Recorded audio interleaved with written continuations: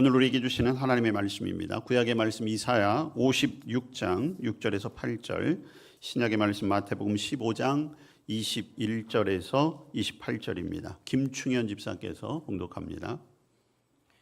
또 여호와와 연합하여 그를 섬기며 여호와의 이름을 사랑하며 그의 종이 되며 안식일을 지켜 더럽히지 아니하며 나의 언약을 굳게 지키는 이방인마다 내가 곧 그들을 나의 성산으로 인도하여 기도하는 내 집에서 그들을 기쁘게 할 것이며 그들의 번제와 희생을 나의 제단에서 기꺼이 받게 되리니 이는 내 집은 만민이 기도하는 집이라 일컬음이 될 것임이라. 이스라엘의 쫓겨난 자를 모으시는 주 여호와가 말하노니 내가 이미 모은 백성 외에 또 모아 그에게 속하게 하리라 하셨느니라. 아멘. 예수께서 거기서 나가사 두로와 시돈 지방으로 들어가시니 가나안 여자 하나가 그 지경에서 나와서 소리질러 이르되 주 다윗의 자손이여 나를 불쌍히 여기소서 내 딸이 흉악하게 귀신 들렸나이다 하되 예수는 한 말씀도 대답하지 아니하시니 제자들이 와서 청하여 말하되 그 여자가 우리 뒤에서 소리를 지르오니 그를 보내소서. 예수께서 대답하여 이르시되 나는 이스라엘 집에 잃어버린 양 외에는 다른 데로 보내심을 받지 아니하였노라 하시니 여자가 와서 예수께 절하며 이르되 주여 저를 도우소서. 대답하여 이르시되 자녀의 떡을 취하여 개들에게 던짐이 마땅하지 아니하니라. 여자가 이르되 주여 올소이다마는 개들도 제 주인의 상에서 떨어지는 부스러기를 먹나이다 하니 이에 예수께서 대답하여 이르시되 여자여 내 믿음이 크도다. 내 소원대로 되리라 하시니 그때로부터 그의 딸이 나으리라. 아멘. 아멘. 오늘은 이사야 56장과 마태복음 15장 말씀을 통해서 진실한 믿음의 결과라는 제목으로 말씀의 은혜를 나누고자 합니다. 오늘 마태복음 15장에는 예수님을 만난 한 여인의 이야기가 기록되어 있습니다. 오늘 이 말씀을 통해서 우리는 믿음과 기도의 본질이 무엇인가를 잘 깨닫고 마음에 새겨야 할 것입니다. 인생의 가장 위기, 가장 큰 문제를 가지고 주님 앞에 나왔던 이 여인. 그 여인에게는 귀한 딸이 있었는데 그 딸이 귀신이 들렸어요. 얼마나 오랜 시간인지는 알 수 없지만 그러나 이미 그것만으로도 이 여인에게는 큰 고통의 시간이었겠죠. 아마도 모든 방법을 다 동원해서라도 그 딸을 고쳐주기 위해 애썼을 것입니다. 그러나 결국 어떠한 효과도 거두지 못한 채 오늘 예수님 앞에 나오게 된 것이죠. 정상적인 생활을 하지 못하는 딸을 바라보는 그 엄마의 마음은 그 어느 것으로도 표현하기 어려울 것입니다. 차라리 자신의 죽음이 더 나을 것이라고 생각할 정도였을 것이죠. 그러나 오늘 이 여인은 믿음으로 주님 앞에 나오게 되는 것입니다. 자, 오늘 21절과 22절 말씀해 보면 이 일이 일어난 지역은 두로와 시돈이라는 지역이었어요. 그러니까 이스라엘 땅 안이 아니라 이스라엘 땅 바깥에서 일어난 일입니다. 바로 국경지대의 두로와 시돈, 그러니까 이방 땅이라고 하는 곳이에요. 이 두로와 시돈은 고대 도시로서 항구가 있었기 때문에 굉장히 사람들의 왕래가 많고 그러다 보니까 우상이 아주 많았던 그러한 지역입니다. 그래서 두로와 시돈이라고 하는 지역은 하나님과는 관련이 없는 곳, 거기에는 도저히 믿음 생활을 할 수 없는 곳, 그곳이 바로 두로와 시돈이었어요. 자, 22절에 이 여인은 이스라엘 사람, 이스라엘 종족이 아니었습니다. 가나안 여자라고 되어 있어요. 오늘 본문은 마가복음에도 기록이 되어 있습니다. 마가복음 7장에 보시면 이 여인을 수로보니게 족속의 여인이라고 표현하고 있어요. 이 수로보니게라고 하는 것은 두 단어가 합쳐진 것입니다. 수로라고 하는 나라와 그리고 베니게. 자, 수로는 수리아의 준말이고 베니게는 정확하게 얘기하면 페니키아를 얘기해요. 이 두로와 시돈도 페니키아 지역의 항구인 것이거든요. 자, 그러니까 이 여인은 완전한 이방인이라는 것이죠. 유대인들이 극도로 싫어하는 이방인, 그리고 하나님을 섬기기보다 우상을 섬기는 것에 열심인 두로와 시돈 지방. 야, 여기에서 무슨 일이 일어날 수 있겠어? 여기에서 믿음의 결과를 볼 수 있을까? 야, 여기 있는 사람들이 믿음을 갖는다고? 불가능해 보이는 그런 혈통, 불가능해 보이는 지역이었습니다. 그런데 우리의 생각으로는 전혀 있을 수 없는 일, 도저히 일어날 수 없는 일이, 믿음의 일이 이곳에서 일어났어요. 어떻게 보면 정말 믿음이 좋을 것 같이 여겨졌던 유다 지역에서는 볼 수 없었던 그 기도와 믿음의 결과가 이방 땅에서 이방 여인을 통해 일어나고 있는 것을 우리는 보게 되는 것입니다. 자, 이 가나안 여인이 예수님 앞에 왔어요. 22절에 보니까 소리를 지릅니다. 소리를 지를 수밖에 없지요. 왜냐하면 가까이 다가설 수가 없으니까요. 자, 소리를 질렀다라고 하는 것은 단순한 아우성이 아니지요. 간절함의 기도입니다. 그런데 그 여인이 이렇게 예수님을 부르지요. 주 다윗의 자손이요. 여러분, 이건 단순한 호칭 이상의 의미가 있습니다. 먼저 선생님이라고 부른 것이 아니라 주님이라고 불렀어요. 그리고 그 주님이 누구인가? 다윗의 자손. 여러분, 다윗의 자손이라고 하는 것은, 여러분, 이 사람은 이방 여인이잖아요. 다윗의 자손은 자기와 관련이 없어요. 그럼에도 불구하고 다윗의 자손이라고 고백하는 것은 이분이야말로 메시아, 그리스도이십니다. 하나님의 아들이십니다. 그의 입으로 시인하고 있는 것입니다. 물론 이 사람이 언제부터 믿음을 가졌는지, 정말 예수님을 믿었는지 우리는 구분할 수 없어요. 왜냐하면 자기 딸을 고쳐야 된다라고 하는 그 강력한 열정 때문에 주변 사람들이 예수님을 부르는 것을 듣고 그대로 따라할 수도 있잖아요. 자, 그러나 단순히 따라했다라고 보기에는 지금 이 여인의 간절함과 믿음의 태도가 정말 진실한 믿음이구나라는 것을 우리에게 보여주고 있습니다. 그리고 이 여인은 오직 한 가지에 목마른 거예요. 내 딸이 흉악하게 귀신이 들렸습니다. 제발 나를 불쌍히 여겨주시고 내 딸을 불쌍히 여겨주시고 고쳐주십시오. 예수님의 발 앞에 엎드려 자비를 구하고 있는 것이지요. 여러분, 이 여인의 간절함이 여러분 그려지십니까? 이 여인이 지금 어떻게 기도하고 있을지 그 여인의 모습이 그려지십니까? 자, 그렇다면 요 근래 여러분들의 기도의 모습은 어땠는지 한번 생각해 보십시오. 우리 안에 간절한 부르짖음이 언제 있었는가? 내 문제를 놓고 지금 이 여인처럼 피를 토할 것 같은 울부짖음으로 주님 앞에 나왔던 적이 언제였을까? 내 하나의 기도 제목 때문에 내 생명을 건 몸부림처럼 주님 앞에 기도했던 적이 언제인가? 저도 마찬가지지만 우리 성도님들과 가끔 얘기할 때 그런 말씀들을 하세요. 아, 옛날에는 정말 기도 열심히 했는데. 옛날에는 했는데 그럼 지금은 안 한다는 건가요? 그러니까 그걸 우리도 안다는 거예요. 어느 순간 우리 안에 그 믿음이, 그 믿음의 열심이, 그 믿음의 열정이 사그라져 들어가고 있다는 것이지요. 저와 여러분에게 이 기도와 이 믿음이 다시 한번 회복될 수 있기를 간절히 바랍니다. 자, 그런데 예수님께서 어떻게 하십니까? 23절에 보니까 한 말씀도 대답하지 아니하셨다라고 하는 거예요. 여러분, 피를 토하는 심정으로 예수님께 기도하는 한 여인, 그러나 차갑다 못해 아주 냉정하게 단 한마디도 말씀하시지 아니하시는 그 예수님의 모습, 너무 대조적이지 않습니까?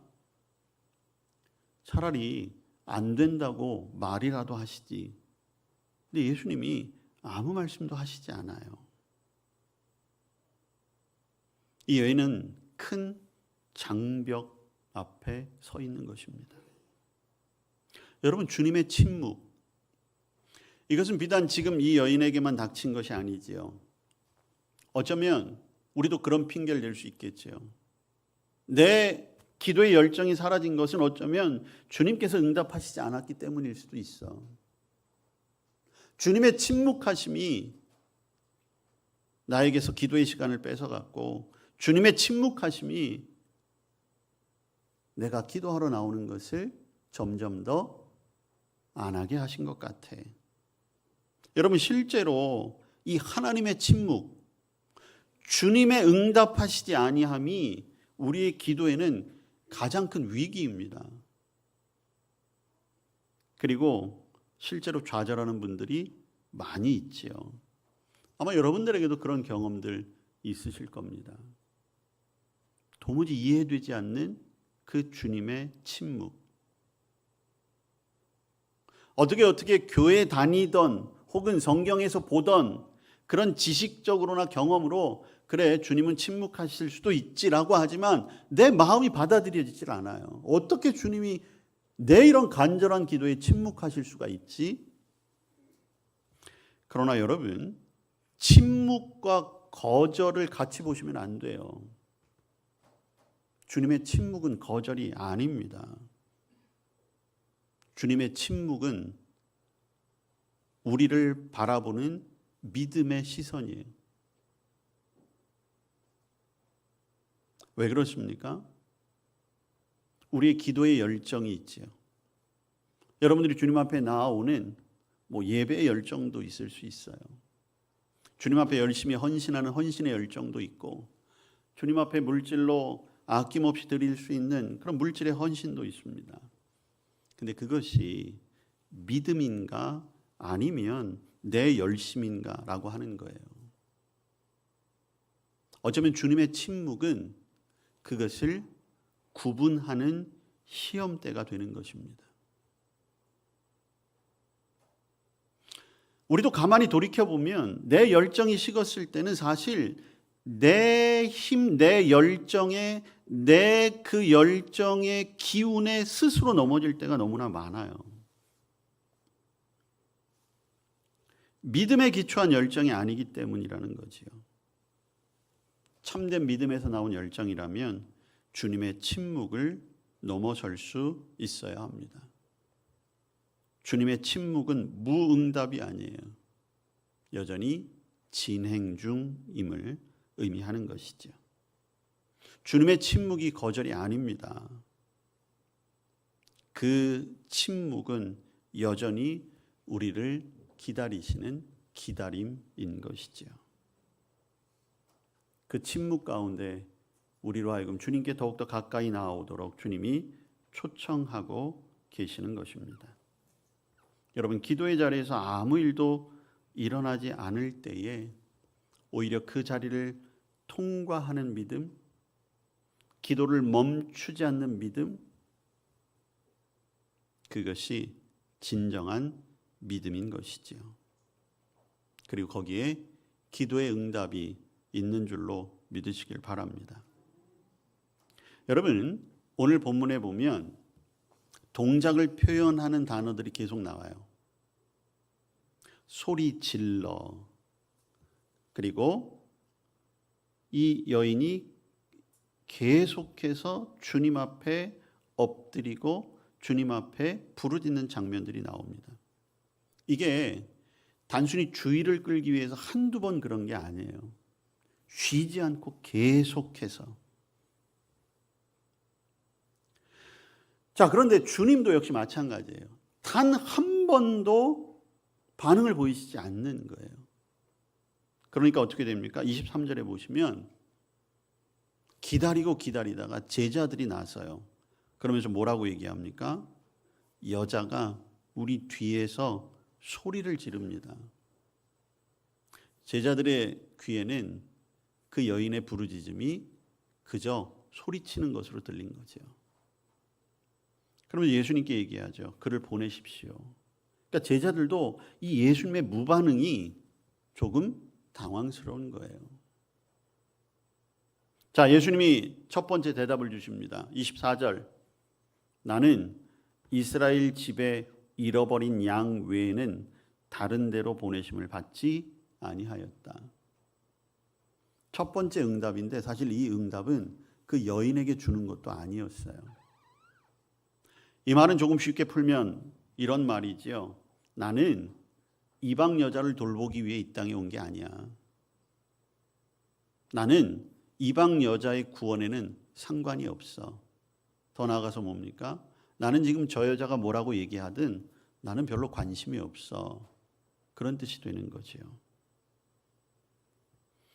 여러분, 예수님은 다윗의 자손으로 메시아로 그리스도로 이 땅에 오신 분이지요.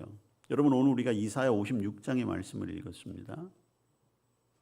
거기에 보시면 이 땅에 오실 예언자가 이 땅을 어떻게 회복시키는가, 그 가운데 중요한 것 하나가 있는데 바로 이방인마다 성산으로 인도하겠고 기도하게 하겠고, 그리고 이미 모아져 있는 백성들 외에 하나님 나라에 속할 백성들을 모으시겠다라고 말씀하고 있어요.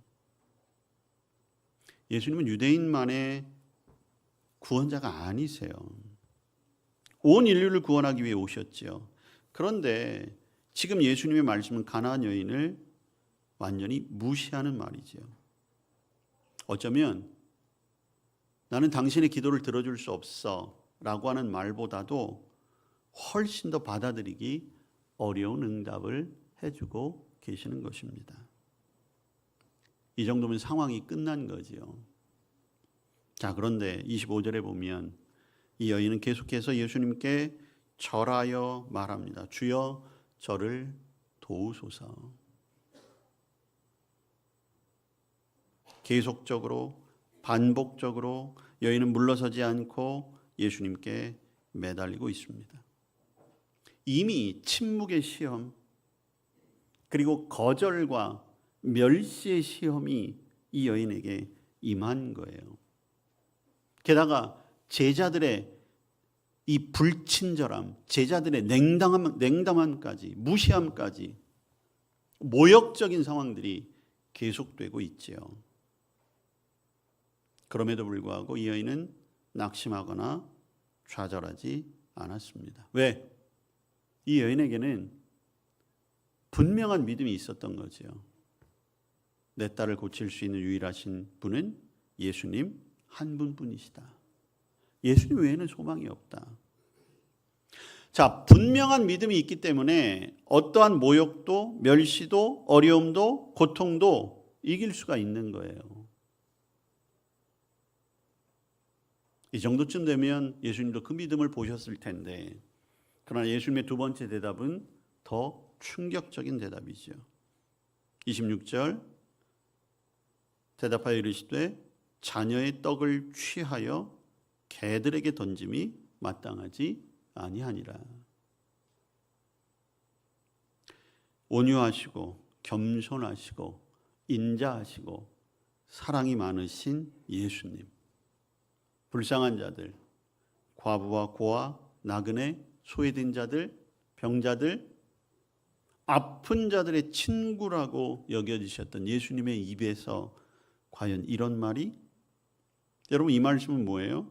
이 가나안 여인이 마치 개와 같은 존재라고 말씀하고 있는 거지요. 그럼에도 불구하고 그 여인은 물러섬이 없습니다. 27절 말씀이죠. 여자가 이르되 주여 옳습니다. 뭐가 옳다는 겁니까? 나는 개와 같습니다. 왜냐하면 이제까지 이 여인의 삶이 그래. 가나안 출신, 가나안 족속, 가나안 출신이 아니라 자신이 수로보니게 여인, 즉 가나안 출신으로서 이스라엘 민족들 사이에 살아가는 것은 이미 충분히 개처럼 여김을 받으며 살아왔어요. 그럼에도 이 여인은 뭐라고 얘기합니까? 제 주인의 상에서 떨어지는 부스러기를 먹나이다. 그럼에도 불구하고 이 여인은 예수님을 자신의 주인으로 고백하고 있어요. 그리고 부스러기와도 같은 그 은혜, 그것만이라도 있으면 자신의 딸을 살릴 수 있다라고 하는 믿음이 있었던 것입니다.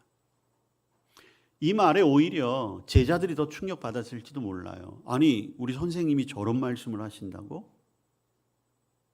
예수님의 인격에 감동을 받았던 그 많은 무리들이 오히려 예수님에게서 실망하고 예수님을 떠나갈 만한 그런 상황이었습니다. 아무리 딸을 위해서 예수님 앞에 섰다고 한들 나는 너랑 상관이 없어. 당신은 개와 같은 사람이야. 나는 당신과 상종할 수 없어. 라고 이야기하는 예수님 앞에 견뎌낸다는 것은 참 어려운 일이에요. 그러나 이 여인의 믿음은 무엇입니까? 나는 부스러기 같은 은혜라도 그 은혜가 없으면 살아갈 수 없습니다.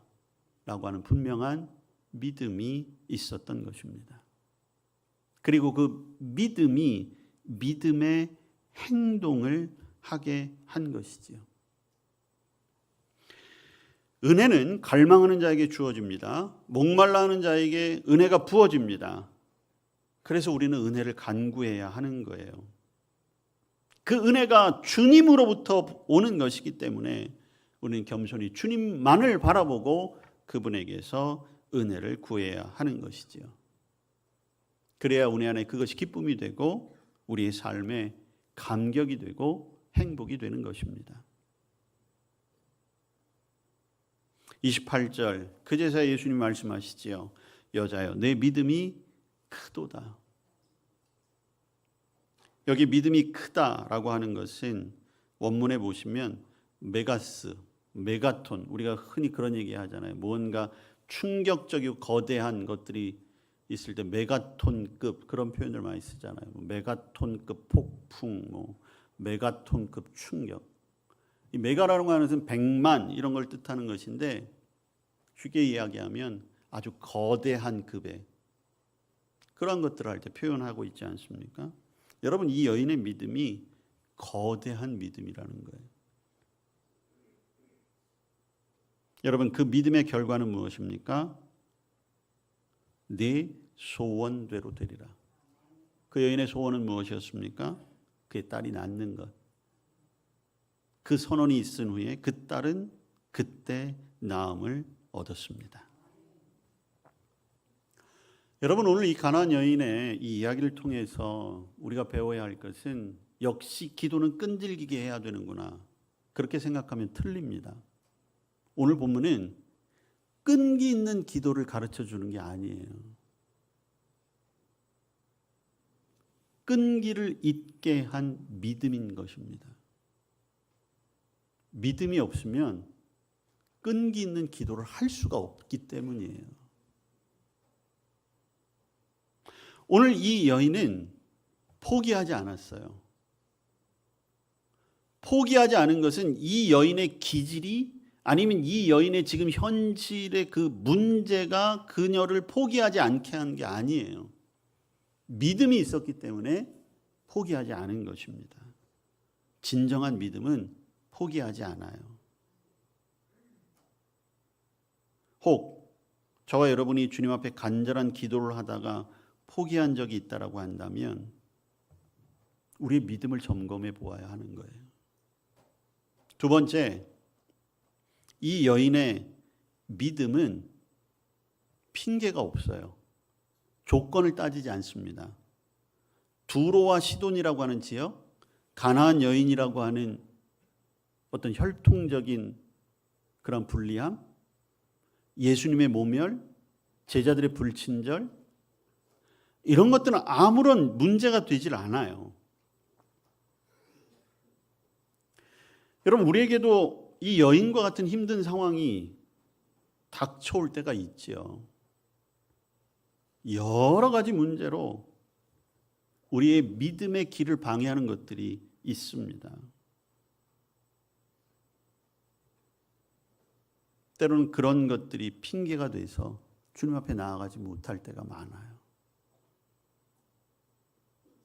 그런데 또 한편으로는 아무런 문제 없는 평안한 삶이 오히려 우리로 하여금 믿음의 길로 나아가는 것을 가로막을 때도 참 많아요. 환경과 어떤 상황, 내 처지가 우리 믿음보다 앞서면 안 되는 것입니다.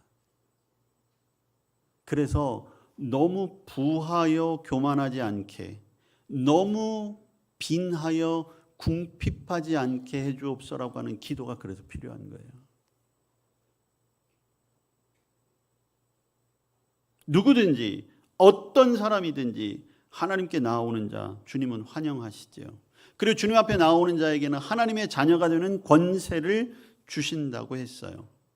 간절히 나오는 자만이 모든 문제의 해결이 시작될 수 있는 거죠. 지금 나를 힘들게 하고 나를 주저앉히는 상황, 그리고 나로 하여금 어떠한 걱정도 없이 살게 해주는 그러한 부요함, 그것이 아니라 오직 주님만을 바라보는 그 믿음으로 주님 앞에 서게 될 때에 그 가운데 진정한 주님의 응답이 있고, 때로는 우리의 소원을 이루어 주시기도 하고, 때로는 우리의 소원 이상의 것으로 부어주시는 하나님의 축복이 있게 될 줄로 믿습니다. 오늘 이 가나안 여인처럼 오직 주님만을 온전히 신뢰하는 믿음, 주변에서 뭐라고 얘기하든지, 주변의 상황이 어떻게 돌아가든지 그거에 상관하지 말고 오직 주님만을 바라보는 믿음. 여러분, 우리의 삶 속의 실패는 결국 우리가 주님을 온전히 신뢰하지 못했기 때문이에요. 주님을 바라보고 잘 가다가도, 우리 지난주에도 말씀 나눴잖아요. 주님을 보면 물 위도 걸을 수 있는데 바람이 느껴지는 순간 그대로 빠져버리는 것처럼, 주님을 바라보고 걸어가다가도 어느 순간 사람이 보이고, 어느 순간 내가 쌓아놓은 내 물질, 내 경력이 보이고, 내 주변에 그럴듯한 힘을 가지고 있는 사람이 보이기 시작하면 결국 그 문제는 해결되지 않는 것입니다. 세상을 살아가며 사람도 필요하지요, 물질도 필요하지요, 지식도 필요하지요, 경험도 필요한 것은 맞아요. 그러나 그것이 주가 되어서는 안 된다는 것입니다. 예수님께서 내 삶의 주인이 되심을 믿는 그 믿음, 그 진실한 믿음이 결국 매 순간의 삶 속에 하나님의 도우심을 얻을 수 있는 길이 되는 것입니다. 우리 모두에게는 다 각각의 소원이 있지요. 오늘 본문에 나오는 이 가나안 여인, 그 여인이 가졌던 그 강력한 열정보다도 더 큰 열망으로 이루고 싶어하는 우리의 마음의 소원들이 분명히 다 있어요. 어떻게 응답받을까? 무엇을 할까? 결론은 하나예요. 주님께 맡기고 주님께 기도하는 것입니다.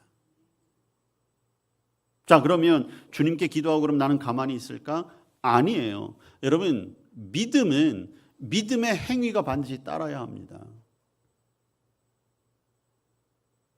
기도하고 맡겨버렸으니까 나는 끝이다. 아니죠. 일상의 삶 속에 내 삶이 진정 믿음의 삶인가? 말씀이 내 삶 속에 어떻게 영향을 미치고 있고, 내가 죄의 자리에 서지 않기 위해 내가 어떻게 애쓰고 있는가? 나는 매일의 삶 속에서 말씀에 합당한 삶을 어떻게 살아가고 있는가? 거기에 하나님의 온전한 축복과 응답이 반드시 임하게 될 줄로 믿습니다. 내 믿음이 크도다. 이 축복이 저와 여러분에게 임하여지고 우리의 소원을 하나님의 뜻 안에서 다 이루어 가시는 저와 여러분 될 수 있기를 주님의 이름으로 축복합니다. 아멘. 우리의 믿음을 보시는 주님, 우리도 우리의 믿음을 다시 한번 보게 하시고 그 믿음으로 주님 앞에 나아가게 하옵소서. 믿음으로 칭찬받고 그 믿음 가운데 응답받는 성도의 삶이 되게 하여 주옵소서. 예수님 이름으로 기도합니다. 아멘.